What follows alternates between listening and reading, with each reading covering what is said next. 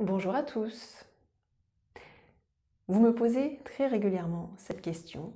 Je souhaiterais acheter un bol tibétain. Comment est-ce que je peux faire pour le choisir? Je vais donc vous apporter quelques conseils pour que vous puissiez choisir un bol tibétain de qualité et qui vous convienne.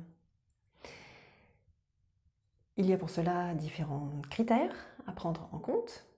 Et le tout premier, ça va être le son du bol, puisque la principale caractéristique d'un bol tibétain, c'est qu'il émet un son, donc il faut que ce son il soit de qualité. Alors comment savoir si un bol est de qualité ou pas? Une première question que vous devez vous poser, c'est d'où vient mon bol? Quelle est son origine et comment est-ce qu'il a été fabriqué? Les bols actuels viennent du Népal, d'Inde, du Bhoutan, enfin toutes ces régions de l'Himalaya. Les bols tibétains, donc à l'origine qui venaient du Tibet, on n'en trouve plus, c'est donc un abus de langage de parler de bol tibétain. Moi je parle de bol tibétain tout simplement pour que tout le monde puisse comprendre de quoi je parle, mais c'est un abus de langage. Ce bol, donc, fabriqué dans l'Himalaya, il va être composé de 7 métaux minimum. Pendant les massages sonores, les bols, moi, que j'utilise, ils en contiennent 12, donc avec des propriétés encore plus importantes. Si jamais vous trouvez un bol qui vient de Chine, de Taïwan, de Singapour, d'une autre région d'Asie, il a de fortes chances pour qu'il soit de moins bonne qualité parce qu'il y aura moins de métaux. L'alliage va être différent. Voilà, donc première chose à prendre en compte, le bol, d'où est-ce qu'il vient et comment est-ce qu'il est fabriqué. Il faut savoir qu'un bol traditionnel, il doit être fait de manière artisanale.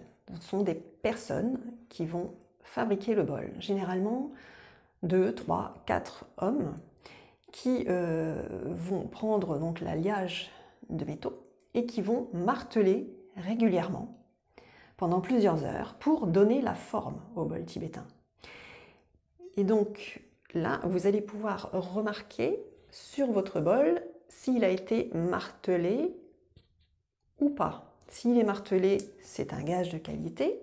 Si vous avez un bol qui est plus lisse ou alors avec des motifs comme celui-ci très très réguliers, c'est qu'il a été usiné. On a pris un moule, on a mis un alliage de métaux dedans et puis voilà, terminé. Je vais vous faire écouter la différence de son.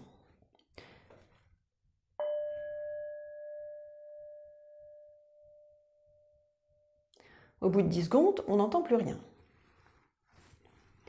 Si vous prenez un bol traditionnel, qui a été fabriqué artisanalement,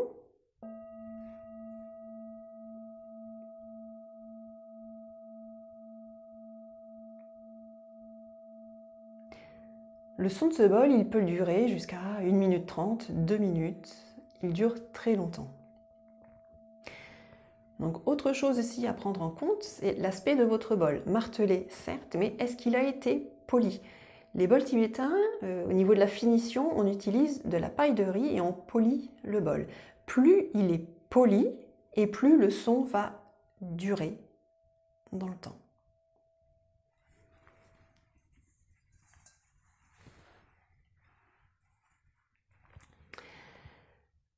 Qu'est-ce qui va faire encore que le son va varier d'un bol à un autre? Ça va être la hauteur de votre bol, la proportion des métaux qui a été utilisé pour le fabriquer, l'épaisseur, et puis ce que vous allez utiliser pour le faire résonner. Si vous utilisez un bâton en bois, le son va être plus dur.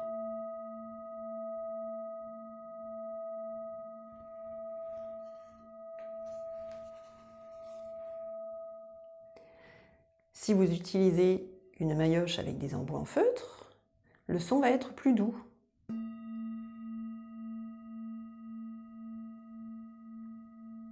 Tout dépend en fait de l'utilisation que vous voulez faire de votre bol tibétain.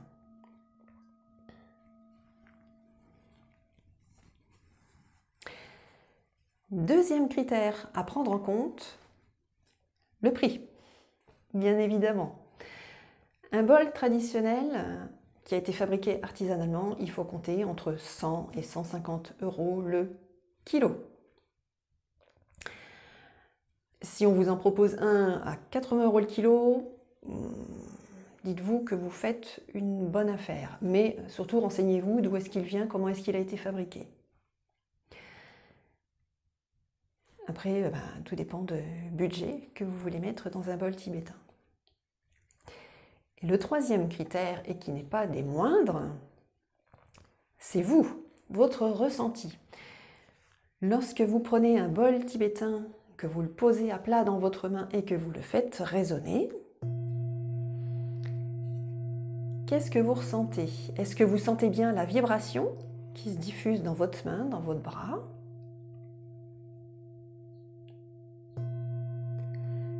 Quand vous l'écoutez, comment vous réagissez? Qu'est-ce qui se passe à l'intérieur de vous? Si jamais vous entendez des crachouillis, des petites interférences, laissez tomber, c'est que le bol n'est pas de bonne qualité ou alors qu'il risque de se fêler et de se casser. Il faut que le son soit vraiment pur. Donc quel est votre ressenti à vous? Parce que si vous voulez utiliser un bol tibétain de façon régulière, eh bien il faut que ce soit agréable pour vous. Si en l'écoutant, ça vous hérisse, c'est pas la peine. Posez le bol, c'est pas celui-là qui va vous convenir. Il faut vraiment que ce soit quelque chose de très agréable, que vous soyez en harmonie avec votre bol. Il faut que ça vibre en vous quand vous l'entendez, quand vous le ressentez. Il faut qu'il y ait vraiment une harmonie, une osmose avec votre bol. Donc, faites-vous confiance, fiez-vous à votre intuition. Quel est le bol qui va le plus vous appeler?